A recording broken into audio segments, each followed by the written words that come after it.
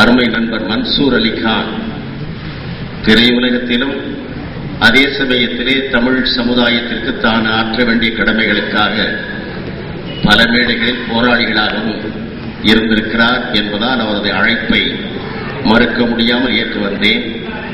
ஆனால் மிக முக்கியமான கடமைகள் அழைப்பதால் நான் இதிலே முழுமையாக இருந்து உங்களுக்கு வாழ்த்து கூற இயலவில்லை என்றாலும் இந்த மேடையிலே திரையுலகில் பல சாதனைகளை புரிந்தவர்கள், முத்திரை பதித்தவர்கள், வெற்றி பெற்றவர்கள், தகுதி படைத்த பல மேடையில் இருக்கிறார்கள். அவர்கள் இருந்து பார்த்து வாழ்த்து கூறுவதை கேட்க இயலவில்லை. அவர்களும் மன்னிக்க வேண்டும், நீங்களும் மன்னிக்க வேண்டும் என்று கேட்டு துணிச்சலான முயற்சியை மேற்கொண்டுள்ள மன்சூர் அலிகான் மேலும் பல வெற்றிகளை பெற வேண்டும் என வாழ்த்தி அமைகிறேன். வணக்கம். லுல்லு தாதா பராக் பராக் என்ற தலைப்பே வசூலுக்கு உத்தரவாதம், மினிமம் கேரண்டி. அதுவும் மன்சூர் அலிகான் என்றால் வெட்டு ஒன்று துண்டு ரெண்டு என்றாக வெளிப்படையாக மனதில் இருப்பதை கொட்டக்கூடிய ஒரு ஆர்வலர்.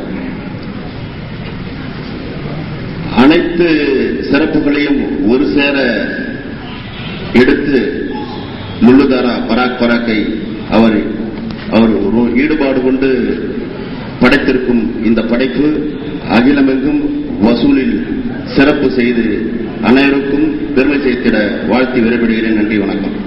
மன்சூர் எனக்கு ரொம்ப காலமா பழக்கம். அவர் ஒரு நல்ல கோமாளியாகவும் நடிக்க தெரிந்தவர், கொடூரமான வில்லனாகவும் நடிக்க தெரிந்தவர். ஆனா இந்த படத்துல முழுக்க முழுக்க ஒரு கோமாளி தாதாவா நடிச்சிருக்கிறதா கேள்விப்பட்டேன். ஒரு காலத்தின்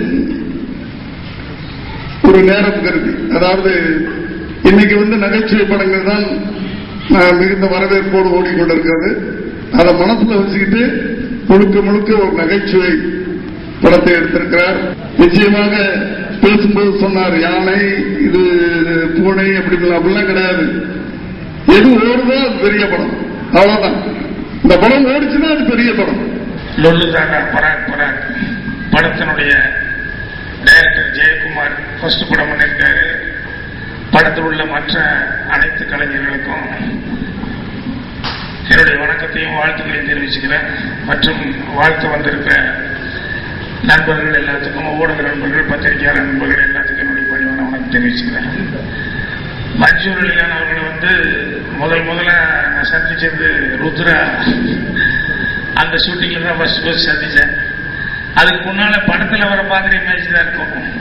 அதனால படத்துல பார்க்கும்போது அதுவும் நம்ம விஜயகாந்த் அவங்க படங்கள்லாம் நடிக்கும் போது ரொம்ப ரஃபான கேரக்டர் அப்படின்னு சொல்லி அப்படிதான் நினைச்சுக்கிட்டு இருந்தேன். ஆனா ருத்ரா படத்துல நடிக்கும் போதுதான் அவர் உருவத்துக்கும் அவர் படத்துல பண்ற கேரக்டருக்கும் ரியலா அவருடைய கேரக்டருக்கும் நிறைய வித்தியாசம் இருக்கு அப்படின்னு சொல்லி தெரிஞ்சுக்கிட்டேன். அவர் இந்த படம் பேரெல்லாம் வச்சிருக்கிறது ஒவ்வொருத்தரும் ஒவ்வொரு மாதிரி விமர்சனம் சொல்லுவாங்க. என்னடா இது லுல்லு தாதா பராக் பராக் அப்படின்னு சொல்லிட்டு விமர்சனம் பண்றது உண்டு. ஏன்னா ஏதாவது ஒரு விதத்தில் அட்ராக்ட் பண்ணும் அப்படிங்கறது அந்த டைட்டில் வைக்கிறதுடைய நோக்கமே. அது ஏதோ ஒரு விதத்தில் அது பேசப்படணும் அப்படிங்கிற மாதிரி டைட்டில் வைப்பாங்க. அதே மாதிரி சினிமா எடுக்கிறது கூட ஒவ்வொருத்தருக்கும் ஒவ்வொரு விதமான கருத்து வேறுபாடுகள் உண்டு. ஒவ்வொருத்தருக்கும் ஆக்ஷன் படம் எடுக்கணுங்கிறது பிடிக்கும், ஒவ்வொருத்தருக்கு ஃபேமிலி சென்டிமெண்ட் எடுக்கிறது பிடிக்கும், ஒவ்வொருத்தருக்கு லவ் ஸ்டோரி தான் வரும், அதுதான் எடுக்கணும்னு நினைப்பாங்க. அந்த மாதிரி ஒவ்வொருத்தரும் காமெடி அப்படின்னு எடுப்பாங்க.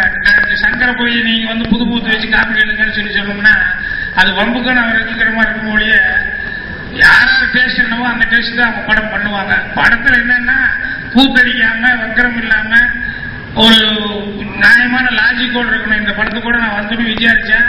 இது ஏற்கனவே ஹிந்தியில வந்த படம் அப்படின்னு சொல்லி அதை ஸ்கிரிப்ட் தமிழுக்கு ஏற்ற மாதிரி எவ்வளவு சேஞ்ச் பண்ணுமோ பண்ணியிருப்பாங்க. அதனால லாஜிக்கா தான் இருக்கும் படம்.